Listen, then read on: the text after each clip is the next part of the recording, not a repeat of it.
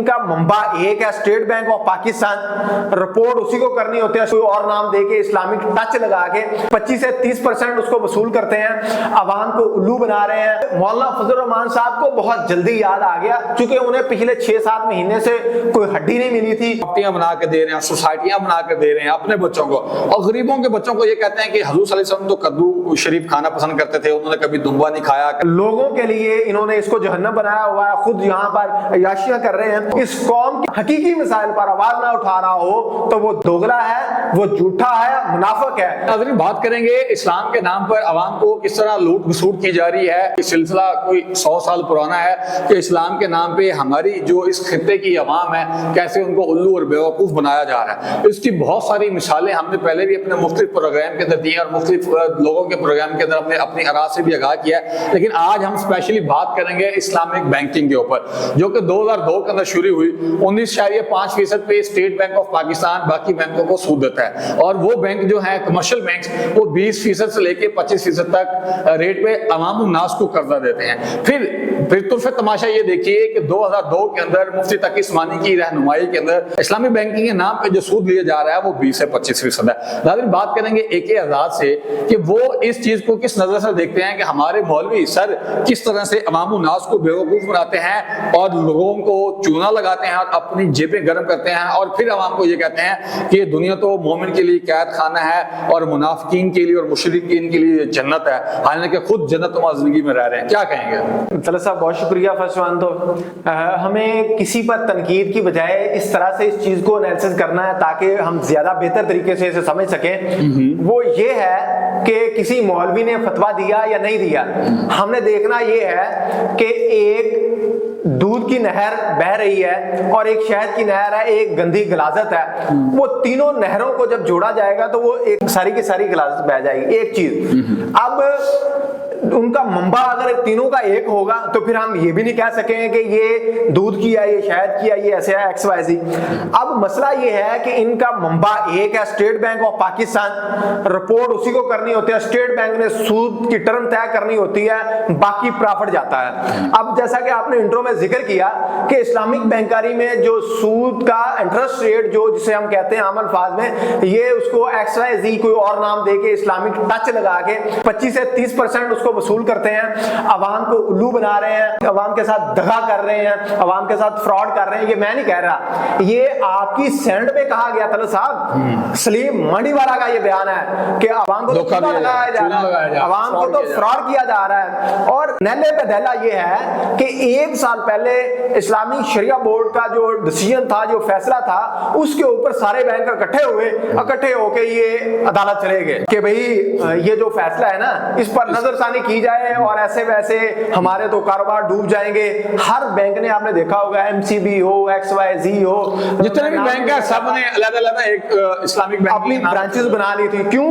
جو Islamic bank کے نام سے تھے ان کو تو بڑی گھوس مل رہا تھا, اور ہمارے پھر مولوی بڑا خوش ہوا, دیکھو جی ہم نے اسلام کے لیے کیا خدمت کی, ہم نے کیا کام کیا, جس طرح ابھی مولانا فضل الرحمان نے خط لکھا ہے. آپ کیا کہیں گے؟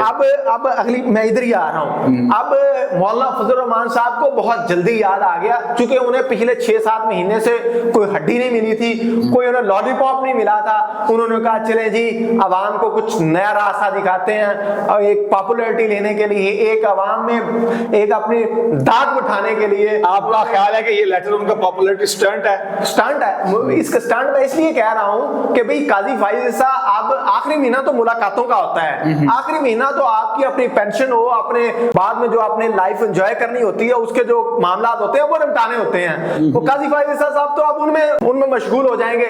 تو چونکہ آخری دن ان کے شروع ہو گئے ہیں اور پہلے جو ایکسٹینشن کی باتیں چل رہی تھی وہ بھی دم توڑ گئی ہیں, تو مولانا نے کہا کہ چلیں اچھا موقع ہے, قاضی صاحب نے کون سا ادھر دھیان دینا, میں ایک لیٹر لکھ دیتا ہوں, میڈیا میں سرخیاں بن جائیں گی, پھر کسی جلسے میں للکار دوں گا کہ میں نے قاضی فائز عیسیٰ کو خط لکھا تھا, قاضی فائز عیسیٰ نے میرے خط کا جواب نہیں دیا. اور یہ اس جلسے میں کہہ رہا ہوں کہ یہ کہیں گے کہ یہ دیکھو میرا خط, جیسے عمران خان نے کہا تھا یہ لیٹر آیا.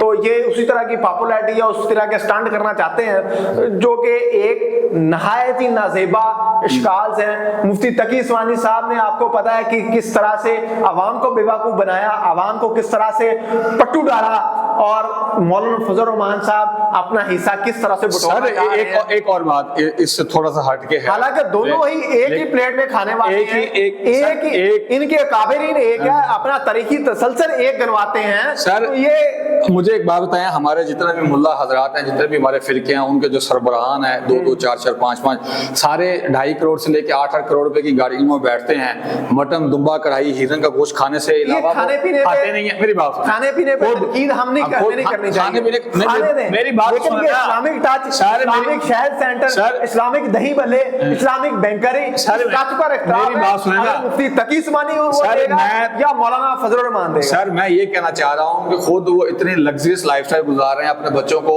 فیصل آباد میں، گجرانوالہ میں، ملتان میں پراپرٹیاں بنا کے دے رہے ہیں، سوسائٹیاں بنا کے دے رہے ہیں اپنے بچوں کو، اور غریبوں کے بچوں کو یہ کہتے ہیں کہ حضور صلی اللہ علیہ وسلم تو کدو شریف کھانا پسند کرتے تھے، انہوں نے کبھی دمبا نہیں کھایا، کبھی انہوں نے انڈائریکٹلی انہوں نے کہا جی کبھی ان کو گوشت پسند ہی نہیں آیا، اور خود ایسا کرتے ہیں اور عوام الناس کو کہتے ہیں جی کدو شریف کے اوپر گزارا کریں، اور یہ جو دنیا ہے یہ قید خانہ ہے، مومن کے لیے قید خانہ، منافقین اور مشرکین کے لیے جنت ہے. تو خود کیا کرتے ہیں اور کہتے کیا ہیں، اس کے اوپر مجھے آپ کا ون لائن ریسپانس چاہیے. طلعت صاحب یہ تو شروع دن سے آپ کہہ لیں کہ 2 فرقے رہے ہیں، 2 گروہ رہے ہیں دنیا میں، ایک ظالم اور ایک مظلوم. جب جتنا مرضی اسلام غالب تھا یا مغلوب تھا، یہ 2 فرقے ہمیشہ اپنی اڑان بھرتے رہے ہیں، ایک ظالم کا ایک مظلوم کا. ظالم کی ہمیشہ اسٹریٹجی ہوتی ہے کہ وہاں کے لیڈر جو ہیں ان کو اپنے ساتھ ملایا جائے.